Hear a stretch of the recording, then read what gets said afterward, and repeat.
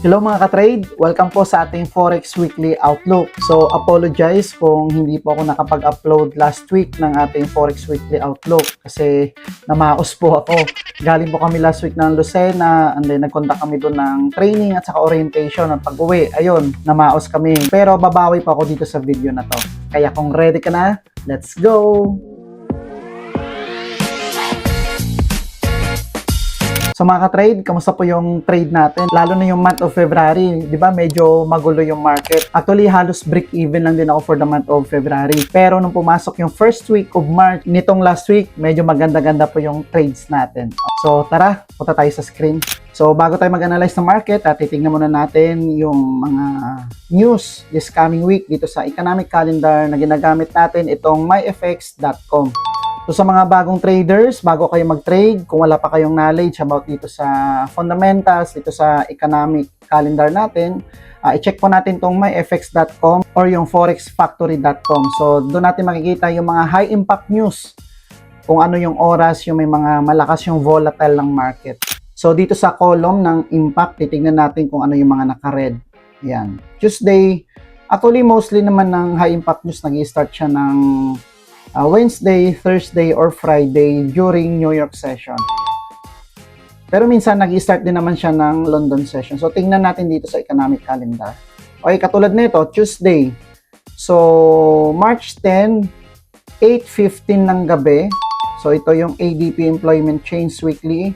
So itong mga red na to, hanggat maaari iwasan natin. Pero kung master mo naman yung strategy na ginagamit mo, kahit may high impact news yan, pwede pa rin kayo mag-trade. Pero ako personally, kapag may high impact news, katulad kagabi, out ako sa market niyan. Hayaan ko muna siya mag-die down. So after 9:30, siguro mga 30 minutes or 1 hour or 2 hours, saka ako maghanap ulit ng another entry confirmation bago ako bumalik sa market. Okay? So sa Wednesday, so ito sa London session, 4 p.m. Ito yung oras, March 11. So may high impact news dito sa Euro na currency pair.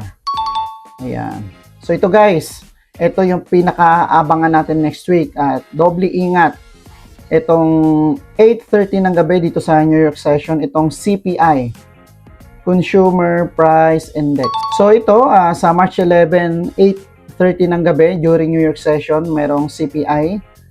So, doble ingat lang tayo dito kasi magalaw po yung market. So, during high impact news, yung spreads lumalawak, nagkakaroon ng slippage. Kaya kahit gaano kaganda yung strategy na ginagamit natin dito sa forex trading or kung ano man yung financial instrument na tinitrade mo, stocks man yan, crypto man yan, during high impact news, napaka-volatile ng market.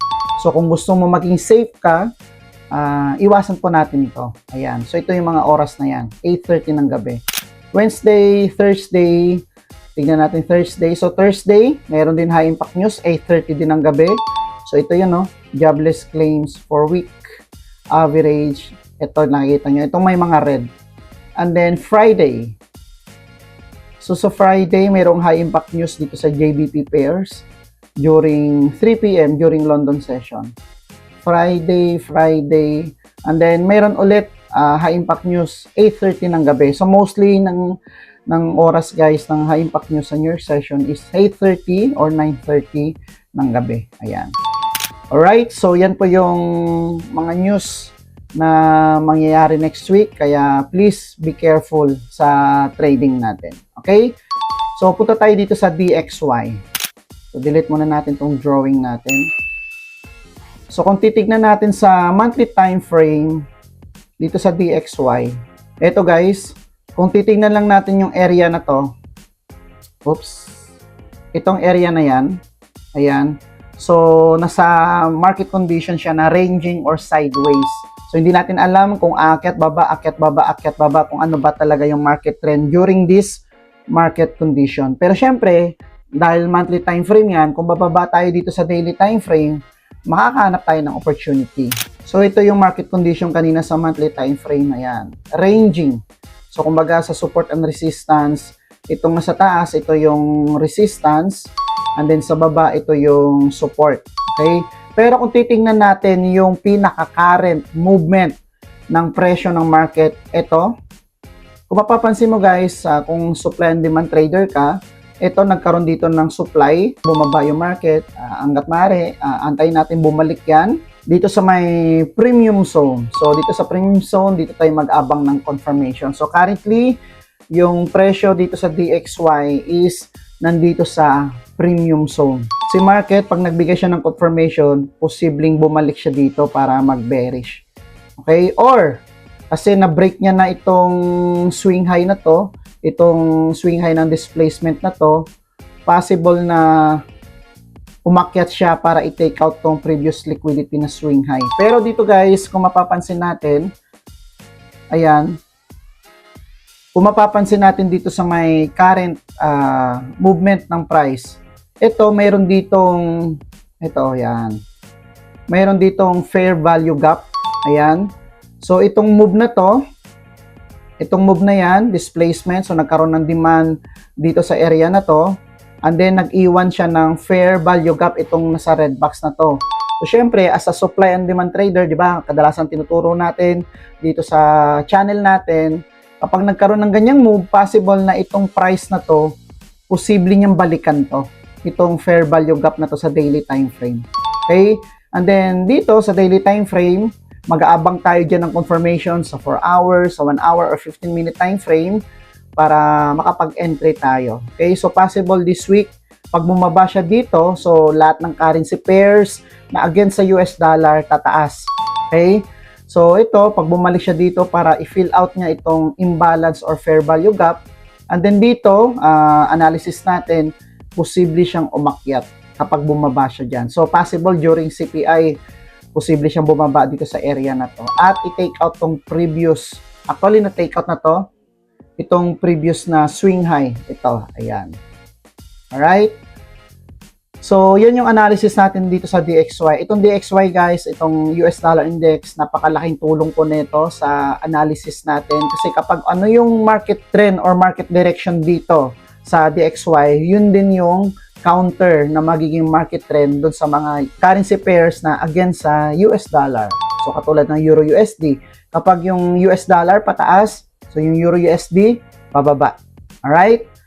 So, next week, mag-abang tayo dito ng entry confirmation if posibleng bumalik dito si DXY dito sa may red box na to na daily time frame na fair value gap. At dyan tayo mag-aabang ng confirmation para mag-take tayo ng entry position. Alright? So, punta tayo ngayon dito sa may gold. So, dito sa gold, delete natin to, itong drawing natin. So, mapapansin nyo guys, may existing na drawing dito. Ito yung mga diniscuss natin sa previous na Forex Weekly Outlook natin. So, ito, may mga buy positions tayo dito na nilagay. So, ito, yan o. Buy zone. So, nakapag-take tayo dito ng entry. So, 1:3 din yan. Hanggang sa umakyat siya dito. Okay, so tingnan natin yung market direction. Oops. Dito sa may monthly time frame. So, kung mapapansin nyo guys, yung market trend condition dito sa may monthly time frame, bullish. So, possible na si market kainin niya tong previous na swing high. So, ito siya, wala talagang, kumbaga, wala kang makikitang bearish na momentum. Pero guys, kung titingnan mo sa lower time frame, lalo na dito sa daily time frame, ito, dito nagkaroon ng move, ayan o, supply, ito, demand, ayan. Tapos, dito maraming na-liquidate. January 16 hanggang February 2, marami pong nadali dito. Imagine nyo guys, oh, ilang araw yan. Ilang araw yan tumaas, bilangin natin. Gamit tayo ng measuring tool. 13 days. So, in-expect na karamihan. Kahit ako, in-expect ko na matagal-tagal pa siyang bumaba. Pero tingnan nyo, oh. Kung wala kang risk management dito, 13 days nag-abang ka. Pero in just 1 day, 2 days, diba? Binaba niya. So, lahat ng traders, maraming nalagas dito sa high impact news na to. Last January 30 or February 2. Ayan. So, maraming nadali po dito sa market na to. So, pagbalik niya, unti-unti na siya nagre-retrace back. Alright? So, ngayon guys, kung mapapansin mo dito sa daily time frame natin, ito, nakikita nyo tong move na to. Ayan o. Nag-iwan siya dito ng fair value gap. Ayan, no? Kaya kung mapapansin mo, mostly or kadalasan binabalikan talaga ng market. Ito, may fair value gap din dito. Ayan, no? Pero binalikan to ng candle na to at sinagad niya hanggang dito. So, na-fill out niya to. Kasi ito yung mga trades na iniwan ng mga malalaking corporation na kailangan nilang balikan para yung entry nila is magkaroon ng break-even. Okay? Kaysa syempre naka-floating yung profit nila or yung loss nila. So, kailangan nilang balikan yan para magkaroon ng break-even. Pero habang bumabalik, doon sila nagkakaroon ng profit. Okay? So, isa yan sa tinuturo ko sa one-on-one mentorship program natin kung bakit kailangan nilang balikan to, bakit nagkakaroon ng gap sa market, etc. Alright? So ngayon, kung mapapansin mo, dito sa current time frame or current market, ito may fair value gap din dito. Ayan, no? So, possible next week, i-fill out din to ni market. Itong candlesticks na to. Posibleng siguro 1 day, 2 days, i-fill out niya to. Alright? And then, based sa analysis ko, actually, itong pagbagsak ng gold na to, na-predict ko to last week. So, sinabi ko to sa mga student ko na possible si gold bababa ng 5.1, which is nangyari. Ito, 5.1. No? Bumagsak siya. Ito, 5.1 yan. Bumagsak siya. Sumobra pa hanggang 5,000 nga eh. And then, possible din na next week or based na sa analysis ko, kapag nagbigay siya ng confirmation dito sa area na to, dito sa may supply zone na to, possible na mag-bearish si gold. Ayan. Kasi syempre dahil nagkakaroon ng gera ngayon sa Middle East, so syempre yung mga commodity, yung oil, yung gold, 'di ba, naapektuhan. So syempre yung pagbili ng mga commodity na yan, mostly kasi ang ginagamit na pera diyan is US dollar. So dahil US dollar ang ginagamit ng karamihan ng bansa, pag bumili sila ng maraming stocks ng US dollar, siyempre, tumataas ngayon yung value ng US dollar dahil tumataas yung demand. Pag tumaas yung demand, kumukunti yung supply, di ba? Kaya tumataas yung value ng US dollar. And then, lahat ng currency pairs na against US dollar, bumababa. So, katulad nito. So, analysis ko next week, possible na si gold bumaba. So, una, prediction ko dito sa area na to, sa 1 hour time frame dito, ayan, meron dito fair value gap, itong area na to. Okay, and then, nakapag-entry tayo dito sa area na yan. So, unang prediction natin is 5.1. So, imagine nyo guys, so 5.1. Ayan, no? Kung nakapag-entry ka dito na 50,000 yung entry capital mo or 10,000 in just ilang oras to. Compute natin. Yan na ilang oras lang, oh. 18 hours. Kumita ka agad ng 30,000 plus. So, saan mo pupulutin yun, di ba? So, ito yung kagandahan sa tinuturo natin sa one-on-one mentorship program, guys. Meron tayong strategy na sinusunod. Hindi mo kailangan habol-habulin yung galaw ng market. Kumbaga si market, hayaan natin pumunta siya doon sa setup natin. At kapag bumalik siya sa setup at nagbigay siya ng confirmation, saka lang tayo magti-trade. Okay? So, less hassle. Nami-minimize natin yung losses at na-maximize natin yung profit. Hindi tayo pumapasok sa market ng wala tayong knowledge, hindi natin alam yung kwento. Kumbaga, papachamba-chamba na lang tayo, hindi ganon. Okay? It's either minsan, machachambahan mo, pero hindi siya sustainable. Along the way, mas magiging malaki yung loss mo. So, based sa analysis ko dito sa may gold, possible na next week, ito, nagkaroon dito ng supply. Ayan, and unti-unti na siyang bumalik dito sa premium zone. And then dito sa premium zone, mag-antay tayo dito ng additional confirmation dito sa area na to. Kasi kanina diniscuss ko, meron ditong fair value gap na kailangan niyang punan. So if ever na yung market, binigyan niya dito ng confirmation dito sa daily time frame, merong fair value gap dyan. At i-respect niya itong previous swing high, nagbigay siya dito ng confirmation, magte-take tayo dyan ng sell position. Okay, so medyo matagal-tagal pa yan, ilang araw pa yan, or tingnan natin next week kung ano yung mangyayari. Alright? So yan po yung analysis natin dito sa my gold. So punta naman tayo dito sa my BTC or yung Bitcoin. So 'di ba sa previous mga analysis natin do sa Forex Weekly Outlook, nandito na si Bitcoin ngayon sa demand zone. At kahit papaano nagbibigay na siya ng magandang confirmation na posibleng umakyat ulit siya sa pagiging bullish niya. So, next week, titingnan natin kung ano pa yung mga ibibigay niyang confirmation. So, ito kung mapapansin mo, dito nakapag-trade ako dito. Nakakuha ko ng magagandang setup. Delete natin tong box na to. Ayan. So, eto. So, di ba may mga analysis ako na in-upload dito sa may channel natin, yung Bitcoin. So, nakasabay tayo dito sa sell. And then, all of the sudden, bigla na siya nagkaroon ng market structure shift. So, ibig sabihin, nagbibigay na siya ng indication na posibleng mag-bullish na yung market. Which is, dito, pag akyat niya, taas natin. Dito, yan. Pag akyat niya, nagkaroon dito ng fair value gap, itong area na to, at dito sa may demand zone na to, nakakita tayo ng entry confirmation, kaya nakapag-long position tayo dito. Ayan. And then, take profit dito sa area na to. Alos 1:2 lang naman yung tinuturo ko dito sa strategy natin na A+ setup strategy, at least 1:2. Yan. So, mga around dito yung maging profit natin. Alright? So, dito, nung pababa ang market, marami tayong nakuha dito na sell entry.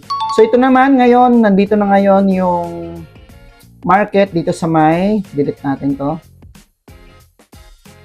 Dito sa area na to. So, ngayon, yung current price ng market dito sa Bitcoin, nandito siya ngayon sa may demand zone. Alright? So, possible next week, mag-aabang tayo dito ng confirmation dito sa may area na to. Yan, dito sa area na to. Kapag nagbigay siya ng confirmation dyan, magte-take tayo na long position.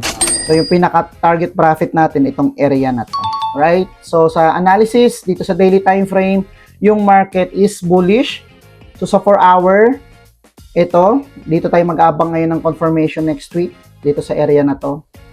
Ayan. So, analysis ko guys, next week, if ever na bumaba yung presyo dito sa may demand zone, nagbigay siya, which is, nandito siya ngayon sa demand zone, pag nagbigay pa siya ng entry confirmation, saka ako magte-take dito ng long position. So, yung entry confirmation, dito ako titingin sa 1 hour or 15-minute time frame. So, dito sa 4-hour or daily time frame, ang analysis natin dito sa may Bitcoin, possible na umakyat siya dito. Pero, kapag hindi siya nagbigay ng confirmation, possible na bumaba siya. Dumiretso pababa. So, yan yung analysis natin dito sa may BTC USD. So, punta naman tayo sa may Euro USD. So, sa monthly, yung, eto guys, diba? Diniscuss ko rin to last week sa Forex Weekly Outlook natin. Tingnan nyo, oh. Ito yung supply zone. And then, nandito na ngayon yung presyo.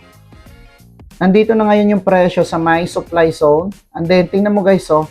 So, possible, next week, kapag nagbigay siya ng magandang confirmation, magti-take ako dito ng sell position. Pero kung hindi man siya magbigay ng confirmation, possible na tumaas siya at i-break niya tong previous na order block na to. Ito, order block to. Yan. Okay? So, baba tayo sa daily time frame. So, sa daily time frame, yung current price is bearish. Ito, bearish. At, tingnan nyo guys. Nako, ano to? Bonus to. Bonus. So, ito, tingnan nyo. Mayroon dito fair value gap. Yan. Tapos, mayroon pang fair value gap or imbalance. Fair value gap. Ayan. So, mayroon ditong fair value gap, dalawa sa daily time frame na possible balikan pa to ni Euro USD and then or akyatin niya pa to. Okay? So, habang inaakyat yan, so syempre sa lower time frame, dito sa 4-hour or 1 hour, mag-aabang tayo dyan ng buy confirmation para habang bumabalik siya dyan sa taas, dahil may fair value gap pa dyan, makapag-take tayo ng mga long position or buy positions. And then, pag umakyat siya dito, analysis ko, kapag nagbigay siya ng confirmation, posibleng mag-bearish siya. Okay? Kasi kung titingnan mo sa monthly time frame, overall bias, bearish. Yan o. Diba? So, aakyat siya dito, nandito na siya ngayon sa may supply zone. Ayun o, ito. Nandito siya sa supply zone, o, tingnan mo. Bumaba. Alright? So, ito. Oops. Ito guys, swing high, swing low. Ito, lower high. Bakit lower high to? Kasi hindi niya na-break yung previous na swing high. And then, lower low. Bakit lower low to? Kasi na-break niya yung previous na lower low. Okay? And then, ito, lower high, lower low, and then nagkaroon ng lower high. Actually, swing high to. Kasi itong swing high, na-break nyo tong previous na swing high. Pero ito guys, consider pa rin natin to na lower high kasi itong previous sa swing high hindi niya na-break. So anong tingin natin dito? 'Di ba? Bonus to. Possible na mag-retrace back siya dito. Katulad na nangyari dito sa previous na market structure. So, kapag nakapag-enroll ka ng one-on-one mentorship program natin, mas maintindihan mo kung bakit umaakyat, bumababa yung market structure na to, kung paano binabasa yan. Alright? So, sa daily time frame, ito yung bias natin, ito yung analysis natin na posibleng umakyat yung market dito sa fair value gap, dito sa area na yan, and then next, ito pang fair value gap na may maliit dito, ayan. So, kayo na bahala mag-adjust. At habang paakyat yung market dyan, maghanap tayo ng entry confirmation na long position sa lower time frame dito sa 1 hour or 15 minute or 4 hour. And then, para habang bumabalik siya dito sa taas, meron tayong position. And then, pag nandito na siya, mag-aabang tayo ng sell confirmation para mag-take naman tayo ng long position. Okay? So, kapag nagbigay siya ng confirmation dyan, mag-take tayo ng short position. Pero pag hindi, possible na magtuloy-tuloy yan at i-break niya tong swing high na to, swing high na to. Ayan. So, titignan natin. Okay? So, yan yung analysis natin dito sa may Euro USD. So, hindi na ako pupunta sa lower time frame kasi medyo malaki-laki yung fair value gap na yan. So, sa 4 hour, wala pa tayong magandang nakikitang confirmation. Antay tayo next week. Alright? So, punta tayo dito sa may JBP USD. Ito. So, deletes natin ito. Yan. Sa monthly time frame, alos pareho lang yan, guys. Tingnan mo. Kung overall bias, bearish. And then, currently, yung price, nandito sa may supply ito. Tapos, unti-unti na siyang nag-retrace back dito sa may premium zone. Ito yung supply zone natin, and then yung order block dito. Yung order block, guys, kung saan siya nagsimula, tumaas o bumaba yung presyo, doon sa starting point. Pag bumaba ka doon sa lower time frame, may mga blocks doon na magkakagrupo. So, ang tawag doon, order blocks. Right? So, dito, currently, sa monthly, nandito na siya yung price. So, baba tayo ng daily time frame. So, kung titignan natin yung daily time frame, guys, yung market condition is bearish. Alright? So, ngayon, ito, may naiwan ditong fair value gap. Ito, sa daily time frame. And then, ito, displacement. So, nagkaroon ng move simula sa area na to. And then, unti-unti na siya umaakyat. So, next week, titingin tayo or mag-antay tayo ng confirmation kung magbibigay siya dito ng sell confirmation para mag-take tayo ng sell position or short position. So, syempre, sabi ko nga kanina, habang pabalik yung market, so mag-abang tayo dito ng confirmation kung ano yung ibibigay niya. Alright?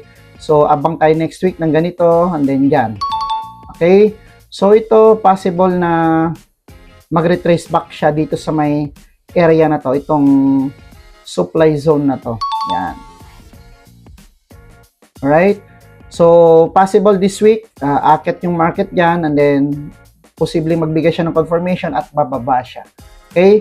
So, tignan lang natin kung ano pa yung mga upcoming confirmation na ibibigay ni JBP USD this coming week. So, yan yung analysis natin dito sa JBP USD. And then, lastly, punta tayo sa may AUD USD. Ito guys, ay AUD USD. Nakakatuwa lang, binigyan ako nito ng multiple profits this last week. So, nakapag-take ako ng 2 or 3 entries ng 1:2, 1:3 na risk-reward ang binigay niya sa akin. Alright? Sa monthly, very bullish yung market. So, itong previous na swing high, na take out niya na. Ito, na take out niya. And then, the next swing high, possible kainin niya to. Ayan. Pero, kung titingnan natin dito, mayroon ditong natirang malaking fair value gap. Ayan guys, oh. Sa monthly time frame. Ito, nagkaroon ng displacement. So, di ba, sa supply and demand na strategy, possible na balikan niya to at dumire-diretso na siya. Okay? So, lagi tayong mag-aabang ng entry confirmation. So, punta tayo sa daily time frame. So, sa daily time frame, currently, yung price andito. So, sa ngayon, parang wala tayong nakikita magandang setup. Pero sa sell position last week, nakakuha ko dito ng mga magagandang setup dito sa area na yan. Alright? So, pagbaba niya dito, nag-abang ako ng confirmation dito sa lower time frame.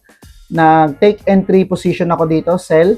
Pero mga 1:3 lang dito or 1:2. Hindi ko pa pinasagad. Pero nung bumalik siya dito, doon na ako nag-take ulit.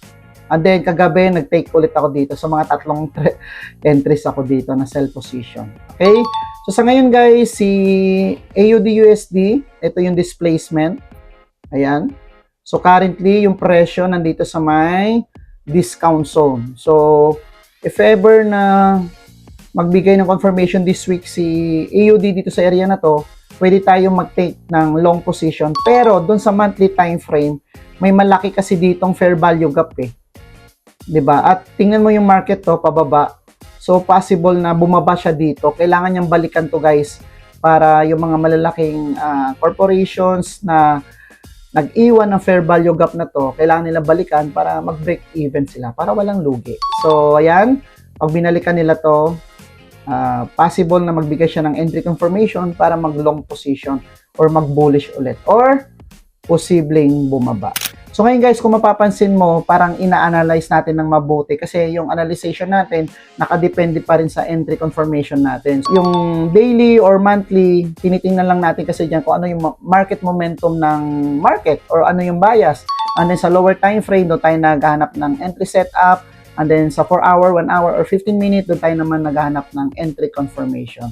Okay, so based sa analysis ko, possible na bumaba talaga si AUD dito sa area na to. Ayan. So, tignan natin next week kung ano yung mabibigay na sell confirmation dito ni AUD. So, kapag nagbigay siya dito ng sell confirmation, so magti-take tayo ng sell confirmation, ng sell position. Medyo paus-paus pa rin ako, guys. Sorry Ayan. So, tignan natin kung babalik dito sa supply zone si AUD. Pag bumalik siya dyan, magti-take tayo ng short position. Alright? So guys, yan po yung analysis natin dito sa major pairs na to.